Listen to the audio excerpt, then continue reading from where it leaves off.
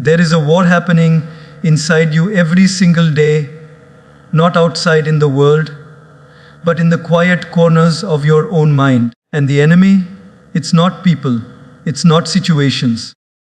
It's the silent habits you've allowed to live within you, slowly destroying your self-worth while you smile in front of the world.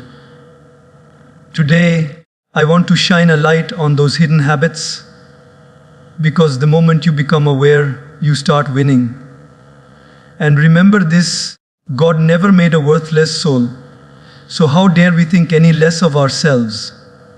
My dear friends, in the journey of life, we often chase validation from the outside world, through success, relationships, appearance, achievements.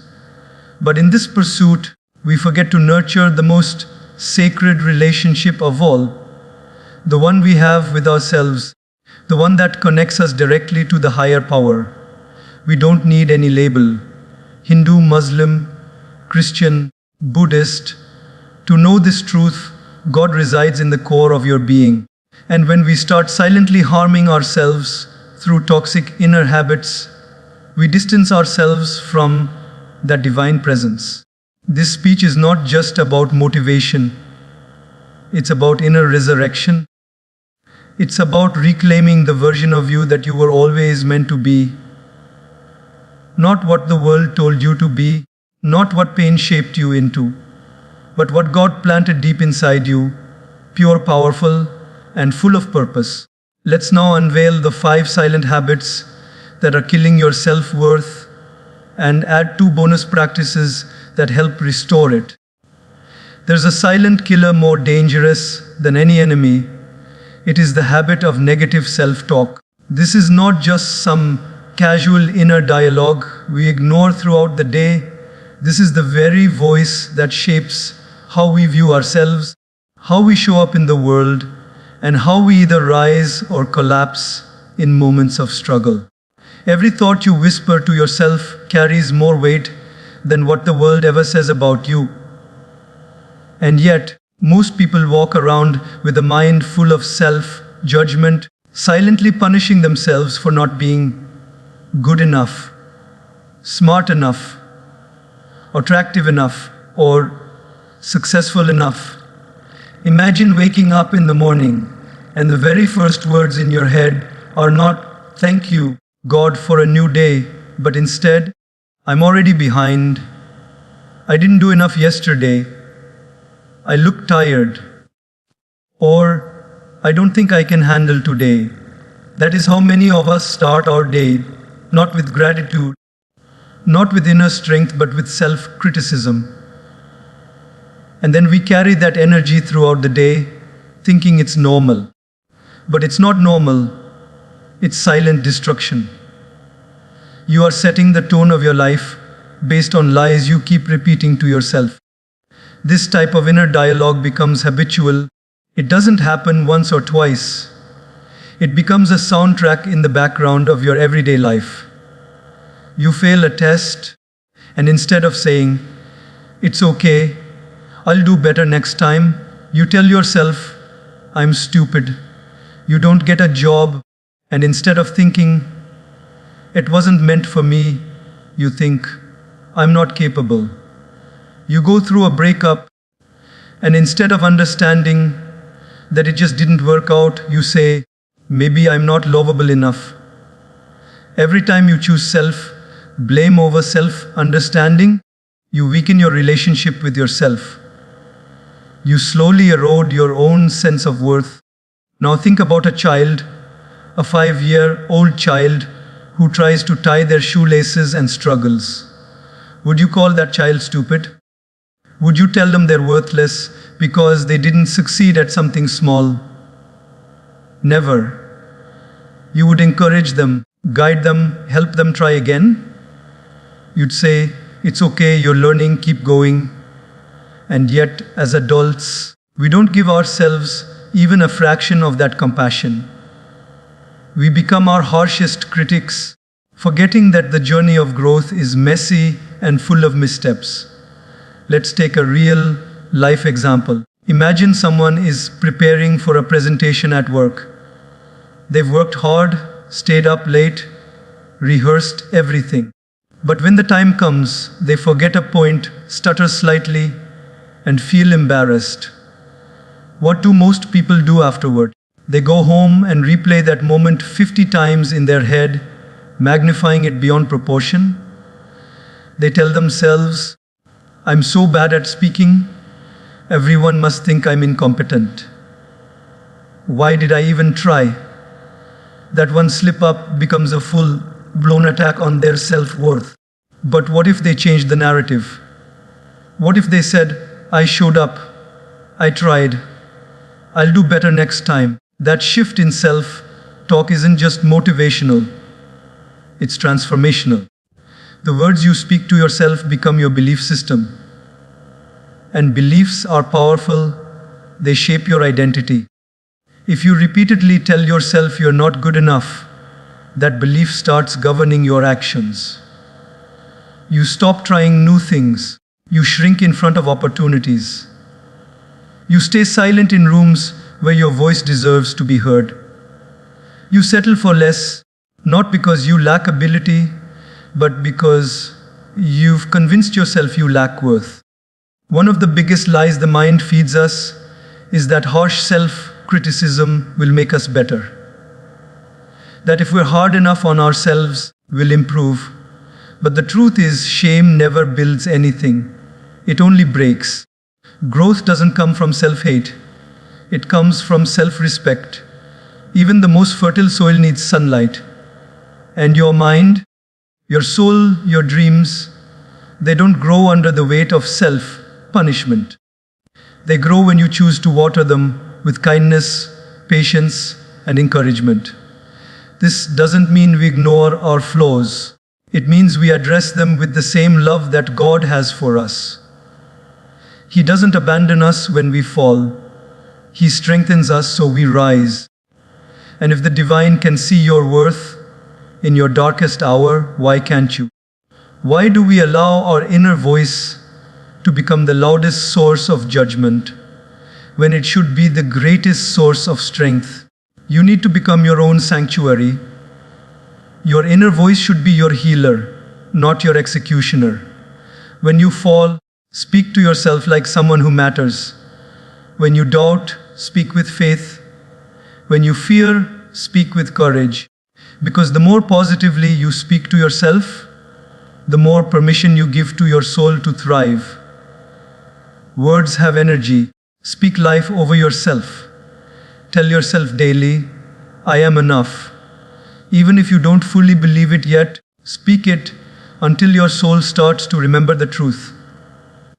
In the quiet hours of your day, where no one is watching and no audience is applauding, that's where your self-worth is either built or broken. Choose to build.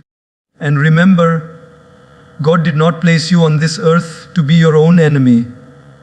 You are not here to break yourself down. You are here to rise. Start within. Speak with love. Speak with faith.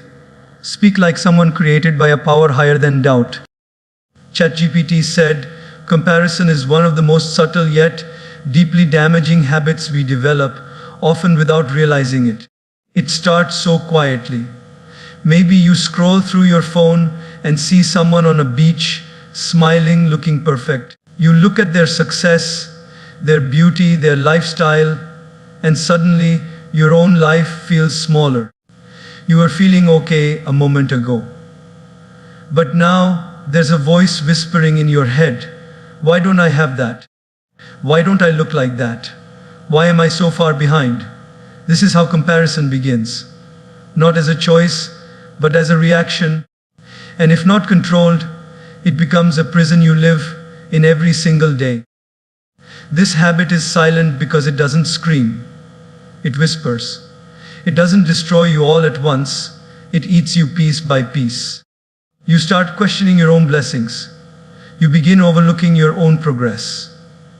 And soon, you start living a life based on someone else's highlight reel. The result? You lose connection with your own journey. You forget who you are and what you're here for. That is how self-worth dies. when you measure your value through someone else's reflection. Let's bring this to real life. Imagine a young woman who works hard at her job. She's climbing her own ladder step by step.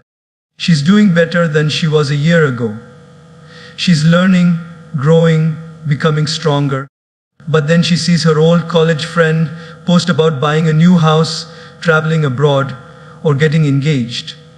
Suddenly, all her own progress feels meaningless. She begins to question herself. Am I behind? Am I missing something? Why does everyone else seem to be moving faster than me? It's not that her life got worse. It's that her perspective got hijacked. The truth is, comparison blinds you from your blessings. It makes you ungrateful for what you've been given. And here's the danger: gratitude and comparison cannot live in the same heart. When you constantly look outside and measure your worth based on what others are doing, you kill the joy inside you. You tell yourself you are not enough, not because it's true, but because someone else is living a different life. And you've convinced yourself that theirs is better. But here's what most people forgetting: you don't know what's happening behind their photos, their smiles, or their achievements. You don't know their pain, their sacrifices, or their silent struggles. Every person's journey is uniquely designed. Just like no two fingerprints are the same, no two paths are meant to look alike. You were never created to walk someone else's path. You were created to walk your own, with faith, with courage, with patience. And comparison pulls you off that path. Imagine planting a seed. You water it every day, give it sunlight, and nurture it. Now, would you dig it up every day to see if it's growing? Would you compare it to a tree next to it that was planted years before? Of course not. You trust that in time your seed will bloom. Life is just like that. You are a seed. And just because someone else is blooming now doesn't mean your season won't come. God doesn't forget seeds. He's just preparing the right time for your growth. This world has taught us to chase validation, to be faster, richer, more popular, more attractive. But life isn't a race, it's a journey. Some people start early, some bloom late, but no one's timing is wrong when it's in alignment with divine order. When you understand that truth, peace replaces pressure. You stop rushing. You stop doubting. You start living. Another danger of comparison is that it makes you inauthentic. You begin changing yourself, not to grow, but to fit in. You start adjusting your dreams, not because they no longer inspire you, have become chosen, but because you think someone else's dream looks more valuable. That's the worst betrayal. Not when others don't believe in you, but when you stop believing in your own calling. Your self-worth can never come from being better than someone else. It must come from being better than who you were yesterday. That's the only fair comparison. You are not in competition with anyone. You are not here to prove your worth through someone else's pace. The only person you are meant to rise above is the old version of you. We live in a world that shows us polished images, but not the truth. So you must train your mind to stay grounded in reality. Real growth is quiet. Real healing takes time. Real joy doesn't need to be posted to be real. And real self-worth, it comes valuing chosen. It when you stop chasing other people's lives and start honoring your own. You don't need to become someone else to be valuable. You need to become more of yourself, more rooted, more accepting, more peaceful with you are and hopeful about where you're going. Because when you begin to trust your process, the need to compare disappears. You finally start to see that your path, your story, your timing, it's not just enough, it's divinely perfect. So the next time you catch yourself comparing, pause, breathe, Remind yourself, their journey is not mine. My blessings are coming. My path is sacred. And I am enough right where I am. That shift in mindset is where freedom begins and where true self-worth starts to grow. One of the most overlooked and quietly damaging habits is the inability to forgive yourself. It sounds simple, maybe even obvious, but most people don't realize how deeply they are carrying guilt, shame, and regret within themselves. This habit doesn't always show up with loud voices or dramatic breakdowns. Sometimes it's in the silence, in the quiet sighs, in the way we avoid mirrors, in the way we downplay our potential. We punish ourselves quietly by holding on to things we should have released long ago. We all make mistakes. That is part of being human. But the problem begins when those mistakes become permanent definitions in our minds. You may have failed once and now label yourself a failure. You may have hurt someone and now believe you're a bad person. You may have taken a wrong turn in life and now feel permanently disqualified from happiness. But here's the truth. One chapter is not the whole book. You are not your worst day. You are not your darkest moment.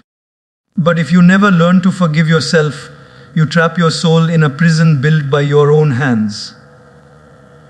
Think about it like this. Imagine carrying a heavy backpack filled with stones. Each stone represents a moment you haven't forgiven yourself for.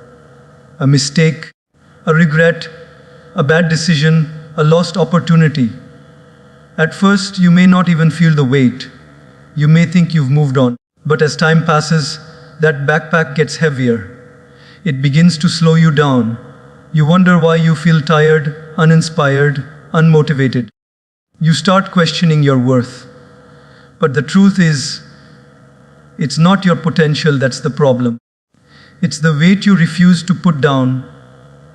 Now take a moment and ask yourself, what are you still holding on to? That one thing you never told anyone. That one decision that still haunts you. That one time you disappointed yourself so badly, you decided you weren't worthy anymore. Those are the wounds that fester in silence. And until you release them, they control you. They color the way you see the world. They shape the way you love yourself. And most dangerously, they become the lens through which you interpret your value. Forgiving yourself doesn't mean you approve of what happened. It doesn't mean you ignore the consequences or deny responsibility. It means you finally recognize that punishing yourself every day for something that's already done does not heal you. It only keeps you stuck. Self-forgiveness is not about forgetting the lesson. It's about setting your spirit free to grow beyond the mistake. Let's bring this into a relatable example. Imagine a man who made a bad financial decision. Maybe he invested in something without thinking, lost money, and put his family in a difficult position. Years go by. He recovers financially, but emotionally, he's still broken. Every time he thinks of dreaming big again, he remembers that failure. Every time someone tells him he's capable, he doubts it. Why? Because he has not forgiven himself. He wears his mistake like a scarlet letter on his chest, forgetting that the same mistake taught him wisdom he didn't have before. That wisdom is now a tool. But he cannot use it because he still sees it as a wound. This is the tragedy of unforgiveness. It doesn't just hurt us, it freezes us. It prevents us from stepping into the new version of ourselves that's already waiting on the other side of self-compassion. God, in all His wisdom, does not hold our mistakes over us the way we do. The divine design of life is built on growth, not condemnation. If the higher power believes in your ability to rise again, who are you not to? Self-forgiveness also teaches us humility. It reminds us that we are not perfect, and that's okay. We will fall. We will disappoint ourselves. But the beauty lies in rising again, this time stronger, this time softer, this time wiser. When you forgive yourself, you don't become weak. You become powerful. You reclaim the energy you were using to hate yourself and redirect it toward rebuilding your life. Think of a cracked pot that holds water. Most would throw it away. But in some cultures, those cracks are filled with gold to show that the vessel, once broken, is now more beautiful because of what it's been through. That is what forgiveness does. It fills your cracks with grace. It doesn't erase your past. It transforms it into something sacred. You deserve that kind of transformation. You deserve to look in the mirror and no longer see the version of you that failed. You deserve to see someone who fought to rise, someone who stumbled but kept walking, someone who finally stopped living in punishment and started living in purpose. So, if you are carrying the weight of your past, let today be the day you put it down. Close your eyes, breathe deep, and whisper to yourself, I did the best I could with what I knew then. I'm learning, I'm growing, and I forgive myself.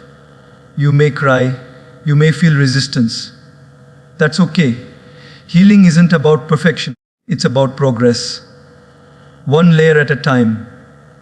And remember this, God never created you to live in shame. You are not your mistake, you are the miracle rising from it.